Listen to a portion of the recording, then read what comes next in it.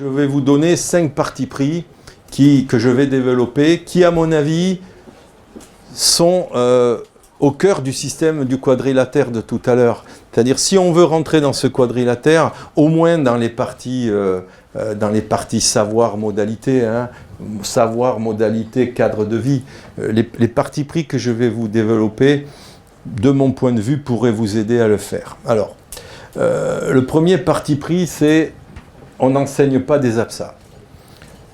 Quand on travaille avec le premier degré, c'est une évidence. C'est pour ça que le premier degré, c'est notre espoir. Pour des profs comme vous, moi, on est très secondaire, agrégé, high-tech. Vous verrez comment la question du petit enfant, hein, de la maternelle ou au cycle 3, un nouveau programme, vous verrez en quoi ça transforme le regard qu'on porte sur l'éducation physique. Dans le second degré, en tout cas, on est ici pour ça, on n'enseigne pas les absas.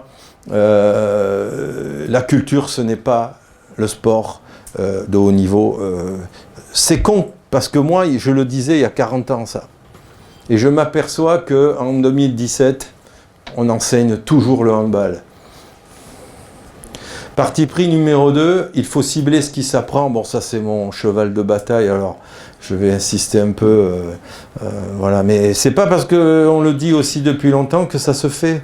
Je pense qu'il faut bien, vous pouvez avoir le temps, hein, mais prenez peut-être pas tout, mais prenez l'idée que si vous réduisez pas ce qui est à apprendre, le parti pris numéro 3, c'est la nécessité de construire des contextes consistants, qu'on a appelé des formes de pratique scolaire, parce que si on n'est pas capable de construire ça, les élèves vont passer à côté de tout, ou ils ne vont pas apprendre. Je racontais à Stéphane ici, EPS et inégalité, vues par des profs de lettres et des profs d'art plastique. Vous savez, dans un amphi de 200, quand il y avait EPS, Arts Plastiques Lettres, hein, c'est même quand Stéphane était encore à Lyon, on posait la question, quelle est la discipline pour vous la plus difficile? Quelle est la discipline la plus compliquée à vivre à l'école? C'était des publics féminins, Arts Plastiques Lettres. Hein. Eh bien, elle disait, l'EPS, c'est terrible. L'EPS, c'est terrible. Nous, on croyait qu'on était les champions du monde de la motivation, les champions du monde de la... On a fait des dégâts, je ne peux pas vous dire, quand des amphis de 200 profs vous disent plus de... Mais en fait, elle ne parlait pas d'EPS, elle disait plus de sport à l'école. Des filles devant une barre de son hauteur. Ben, vous pouvez encore continuer à le faire, hein, mais, ou des pratiques de volley traditionnelles, hein, avec une attaque en 8 ans, hein, vous voyez, ça motive. Hein. Donc moi je pense qu'il faut que... on a fait du dégât parce que les formes de pratique sont restées sportives. Et je vous dirais que j'en suis peut-être aussi, en tout cas l'équipe où j'étais à Lyon, avec, a peut-être eu sa part de responsabilité dedans. Le parti 4, c'est que je développe tout, je vais essayer. Hein. Le parti 4, c'est que on n'a pas besoin de multiplier les situations en EPS. Moi, en vous provoquant, je vous dirais, avec une situation, je tiens 1 an.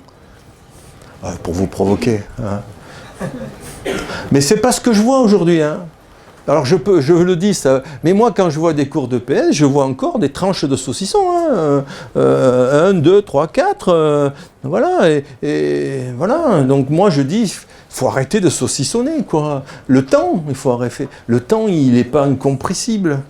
Et puis le dernier point que je développerai, c'est la performance saturée de compétences, voilà. Donc je prends dans l'ordre. La culture, c'est ce qui fait sens pour l'homme. Vivre la culture, c'est pas vivre les formes de pratique sociale du sport. Donc le problème, c'est la confusion entre... Quand je vous ai dit ce qui attire et attise la curiosité des élèves, je pense qu'on a une chance d'avoir une culture des activités physiques et sportives qui est forte. Dans l'histoire, on a dansé depuis toujours. On s'est opposé à l'autre depuis toujours. On a lutté depuis toujours. Les pratiques physiques ont une histoire. une approche, il y en a qui parlent d'anthropologie, qui dit que ces pratiques sont porteurs d'une mobilisation, d'un aspect humain. C'est-à-dire quand on fait de la danse, quand on fait de l'athlétisme, il y a une part de l'homme qui s'investit dedans. La gymnastique aussi, vous avez peut-être pas tous des enfants, mais quand vous aurez des enfants, vous verrez comment se mettre la tête en bas, c'est une deuxième nature. C'est-à-dire, on a une chance inouïe d'avoir, par les activités physiques, du sens qui est lié à une culture historique de cette pratique. Et pendant longtemps, on a dit c'est le sport qui porte la culture des apsas. Mais ce qui est culturel dans une apsa, ou dans une activité, une pratique physique, voilà, ce qui est culturel, c'est surtout pas les formes de pratique de cette apsa. Quand on a cherché ce qui est culturel dans une apsa, et on s'est dit, c'est pas les formes de l'apsa, le petit changement de paradigme pour penser la culture, c'est quand on s'est demandé ce qu'était un nageur et pas la natation. Bon, moi, j'ai bouffé de la natation, je peux vous dire. J'ai tout appris. J'ai lu les bouquins, Maglisco, la portance, qu'est-ce qu'il y avait, l'amplitude-fréquence. J'ai des milliers de données sur l'amplitude-fréquence. Je peux vous dire, interrogez-moi. Mais à un moment donné, ça ne me faisait pas du tout progresser dans enseigner la natation. Quand un jour, avec des collègues, on s'est dit, qu'est-ce qu'un nageur ? Et la révolution, c'est qu'est-ce qu'un danseur ? Ça a changé la vision qu'on portait sur ce qui était culturel. À partir de quand on danse ? À partir de quand on nage ? De manière, on va dire dans le champ d'apprentissage, de se performer. À partir de quand on s'affronte à l'autre ? Cette idée de penser le nageur, scolaire, nous a permis de peut-être changer l'analyse qu'on faisait de la culture. Et on a pensé ce petit schéma qui était... Aujourd'hui, par exemple, à Lyon, mes collègues travaillent sur ce schéma dans toutes les apsas. C'est-à-dire que, je vous le montre en natation parce que c'est illustratif, mais qu'est-ce qui est culturel quand on enseigne la natation, la gym, la danse, et qui n'est pas le sport ? Alors, on s'est dit, un nageur est toujours organisé par un mobile. C'est-à-dire le mobile d'un nageur de compétition, ou un nageur sportif, ou un nageur qui fait des performances, il n'a pas le même projet que le danseur. Vous voyez, il n'est pas dans l'eau pour faire des arabesques. Il pourra le faire d'ailleurs dans l'eau des arabesques, mais pas quand on est pour se performer. Les mobiles organisés en le pratiquant sont ceux qui est organisateur et mobilisateur dans son projet d'action. Donc chaque apsa, ou chaque activité physique, tout que vous voulez, peut être défini par son mobile. Mais on s'est dit la culture n'est pas que le mobile, parce qu'on restait trop près des analyses de par le bas avec les logiques internes. Les logiques internes, ou à Lyon, c'est les diapos que je n'ai pas montrés, mais bon, je ne peux pas tout faire non plus. On parlait d'essence, on parlait d'enjeux, et tout ça, on restait trop sur le projet du nageur. Et on s'est dit, mais un nageur, c'est pas que quelqu'un qui veut se performer. On prenait l'exemple, il voudrait faire une compétition de poussée de planche avec les jambes. C'est de la performance. D'accord ? Mobile respecté. Je vais faire le record du monde de poussée de planche avec les jambes. Mais quand on regarde la culture des gens qui se sont confrontés dans l'eau à des activités de dépassement de soi, ils n'ont jamais utilisé les jambes. Pour le faire, ils utilisent quoi ? Les bras, dans le sens de l'amplitude, ou d'un rapport d'amplitude-fréquence. Tous ces nageurs dans l'eau, ils ont toujours aligné le corps par la tête, toujours, jamais par les jambes, jamais par les jambes. On ne s'aligne pas par les jambes, toujours par la tête. C'est une activité cyclique, la natation. Quand vous enseignez la natation, il faut enseigner une propulsion de nature cyclique. Donc on est bien sur un rapport de l'amplitude à la fréquence. Le lycée, ça devrait être que ça. Si vous voulez être dans la culture du nageur, au lycée, on doit faire de l'amplitude-fréquence. Point, c'est tout. Ou de la gestion de paramètres, peut-être, mais voilà. Donc, et on s'est dit que chaque apsa portait en son sein un rapport à l'autre structurant. C'est-à-dire que le rapport à l'autre du danseur, Hein, c'est pas le rapport à l'autre du gymnaste. C'est pas le rapport à l'autre de l'athlète. Il faut donc, quand vous enseignez une APSA, enfin une activité physique, ou quand vous enseignez un champ d'apprentissage avec des programmes, je suis un peu perdu des fois, hein, se performer, s'adapter, produire, voilà. Prenez la référence que vous voulez. Quand vous programmez, d'ailleurs les programmes disent, hein, vous programmez les activités physiques, je pense que c'est ces 3 points qu'il faut cerner, même avec les collègues. La danse, par exemple, faire ce triangle en danse, ça nous a coûté, je ne veux pas être vulgaire, ce que ça nous a coûté, mais c'est compliqué de faire ce triangle en danse. C'est compliqué, et notamment ce qu'on appelle les grands principes d'une motricité. C'est quoi la motricité d'un danseur? C'est quoi la motricité d'un gymnaste? Je crois qu'Alain Coston est venu, non? Et c'est quoi qui vous a dit qui constituait la motricité d'un gymnaste? Alors peut-être que vous n'étiez pas là, je vous le dirai. Et bien sûr, un gymnaste, c'est une activité pied-même-pied. Eh ouais. Lui, il m'a tué, Alain Coston. Merci, Alain, bonjour. Quand il m'a dit que j'étais le roi du monde du salto avant, moi. Confort, cohérence. Confort, c'était salto avant. D'accord? Pourquoi salto avant? Parce qu'il tournait. Je mettais 2 tapis, 3 tapis, je pouvais le boire un café, je revenais, il tournait en avant. Et Alain, il arrive et il me dit, la culture du gymnaste, c'est pas pied-pied. Je dis, pourquoi c'est pas pied-pied? Non, tu me dis, tu verras pas une diagonale aux Jeux Olympiques où il fait pied, c'est pied, même pied, pied, bien, même pied, pied, bien. Ah, je dis, t'as pas compte, toi, hein, ben, c'est vrai, alors moi, qu'est-ce que je fais? Alors après, nous, dans ce système, on était dans la réduction du nombre d'ateliers, je vous l'ai dit. Pourquoi? Parce que quand vous avez une poutre, une asymétrie, vous voyez le bordel que c'est quand même, hein, à gérer, c'est impossible. On était dans la réduction, et ben et quand je vous parlais de deuil, le salto avant, ça m'a coûté quelque chose. Il m'a dit, si tu ne dois faire qu'une chose, et on en était là à un moment donné, plus qu'une chose en gym, c'est pas le salto avant. Ah, j'ai dit, merde, alors je vais revenir à mon confort, quoi. Il dit, ouais, mais si tu reviens au salto avant, tu ne vas pas construire les pans entiers de la motricité du gymnaste qui tue pied, même pied. Donc, on n'a pas gardé le salto avant, je peux vous l'assurer qu'on l'a fait, et qu'on a gardé dans une progression que peut-être ceux qui ont été avec Alain ont connu, hein, on a gardé le saut avec, par renversement et appui manuel. À toutes les sauces, hein. Alors à toutes les sauces, hein. Ça va de la petite roulade avant merdique au saut de lune avec les vrilles, pourquoi pas, hein. Mais c'était plus que du pied même pied, plus de poutres, hein, plus de fixes, hein, plus de... On a tout éliminé, tout éliminé. On a vendu les barres parallèles, ah ben, on n'en faisait plus rien. Le gardien, il ne comprenait pas, il disait, pourquoi vous faites plus de barres parallèles? Elles sont neuves. Et nous, on n'en veut pas. Non, mais c'est vrai. Voilà. Bon, parce qu'il y a eu un gros débat sur qu'est-ce qu'un gymnaste scolaire. Alors peut-être qu'un gymnaste au niveau international, il fait autre chose que pied-même-pied. Mais quand vous devez garder qu'une chose du gymnaste, eh bien on a gardé le pied-même-pied. Dans une action de tourner avant, si je résume. Donc, on peut faire... Mais attention, c'est une réflexion qui fait mal. Hein. Je suis sûr que on pourrait, si on avait toute la nuit, hein, on pourrait se dire, on se met tous ensemble à 2h demain matin ou à 18h, on a tous les triangles. Ben non, vous verrez. C'est des débats. Des collègues, en danse, on s'est battus. En danse, on n'était pas d'accord. Rien que sur le mobile, on n'était pas d'accord. Et je ne vous dis pas sur les grands principes.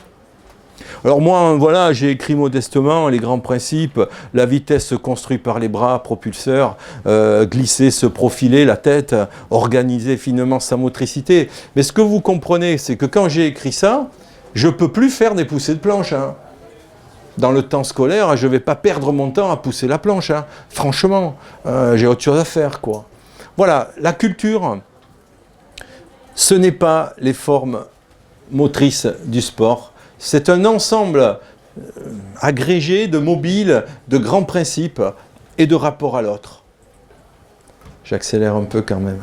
Mais quand vous savez, en gros, où vous allez, qu'est-ce qu'un nageur? C'est-à-dire, à la fin de votre leçon, vous vous dites, est-ce qu'il est plus danseur qu'avant? Avant, Moi, je ne me la suis pas posée il y a très longtemps, cette question. Hein. Pendant des années, je me disais, putain, elle était bien ma séance, quoi. Ça tournait, quoi. Aujourd'hui, impeccable, il manque pas un ballon. Impeccable. Non, mais c'est vrai, moi, j'ai eu ma période, quand je comptais les ballons, il y en avait, j'étais content. Les maillots, je vous dis pas, hein. Il n'y a pas un dish. Bon, j'ai eu cette période. Mais quand on... Bon, ben ouais, voilà. Et puis, à la fin, il m'aime bien, tout ça. Mais un jour, je me disais, mais aujourd'hui, ou alors, aujourd'hui, à la fin du cycle, ils sont un peu plus danseurs ou pas? Et c'est une question qui te tue, hein. Ils sont plus danseurs, pourquoi, finalement? Et des fois, je me disais, Jean-Luc, t'en sais rien. C'est con, j'avais eu des cours, mais alors, 20 ans de FC sur de la danse, des stages partout, et j'étais pas capable, j'étais quand même pas le plus con, quoi. Hein, bon, pourquoi j'arrivais pas à répondre alors je disais, attends, il y a 5 composantes, bon, il y a des courants contemporains, je récitais mes cours, quoi, et j'arrivais pas à répondre à la question. Et quand je faisais appel à des spécialistes, oh putain, j'avais des grilles partout, 7 en abscisse, 14 en ordonnée, et t'étais danseur quand t'avais tout rempli. Je dis, oh, stop, moi je peux pas, votre grille, j'y comprends que dalle, moi. Hein, et donc, c'est quoi un danseur, quoi?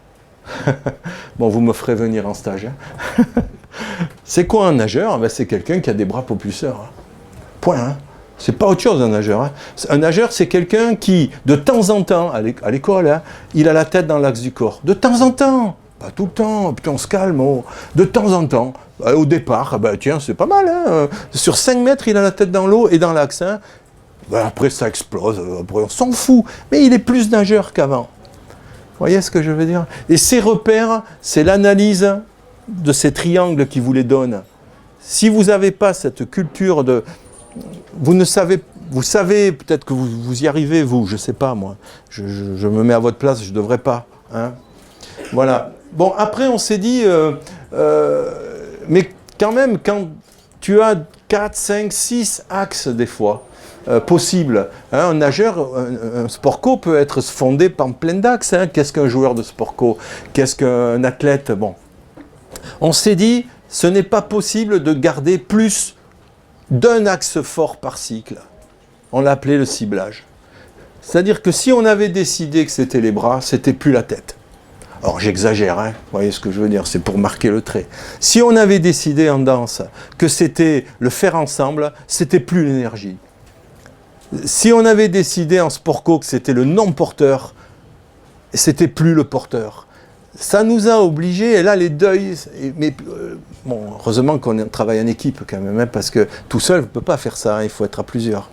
Et on a commencé à éliminer plein, alors vous pouvez éliminer, appelez ça comme vous voulez, des thèmes, des objets, des compétences, pour ne garder à un cycle qu'un axe fort. On a appelé ça le ciblage.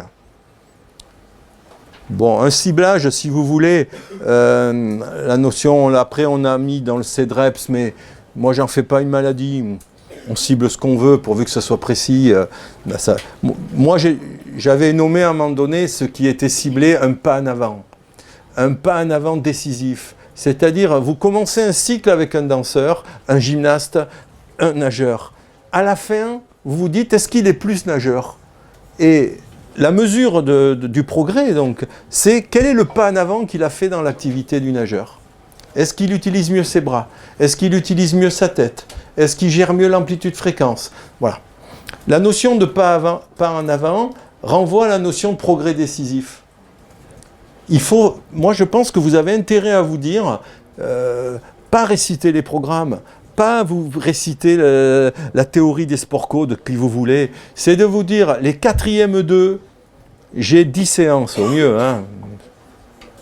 S'il n'y a pas de FC, s'il n'y a pas de maladie, s'il n'y a pas de gymnase fermé, vous voyez ce que je veux dire, bon. Moi, c'était ça ma vie de prof, la vôtre aussi peut-être. Hein. Je programmais, nous on était à 15 séances à Lamartine. Si j'en faisais 11, c'était miraculeux quoi des fois. Bon, donc on se dit au bout de 10 séances, 11 séances, 12 séances, 15, je formule le progrès décisif. Mais le formuler, ça va vous coûter cher, vous allez voir. Bon, voilà. Alors je vais faire une illustration, et j'ai pris... pour me mettre à l'aise, parce que de toute façon, il faudra venir... C'est pas la danse. J'aurais pu, hein. J'avais le choix entre 7 ou 8 cibles. J'ai pris celle-là parce que j'ai rajouté quelque chose que je vais vous montrer. Avant, ce tableau, je le montrais. Il y en a qui le connaissent par cœur. Il fait toujours la même chose. Vous verrez que ce n'est pas tout à fait pareil. Ce tableau, pendant 10 ans, je l'ai montré à partir de là. Se déplacer plus vite en freinant moins. Pas en avant numéro 1. Le rôle des bras sur un corps allongé. Après, on avait dit un corps de plus en plus profilé grâce à la position de la tête. Et après, on avait dit gestion de paramètres corporels, notamment l'amplitude-fréquence. Ça, c'est ce qu'on peut appeler un ciblage. Mais je trouve que depuis la notion de cycle 3, voire maintenant cette relation école primaire, école secondaire, je pense que nos cursus, nos parcours de formation, il faut les débuter, sinon en maternelle, et pourquoi pas, mais au moins au cycle 2 et au cycle 3.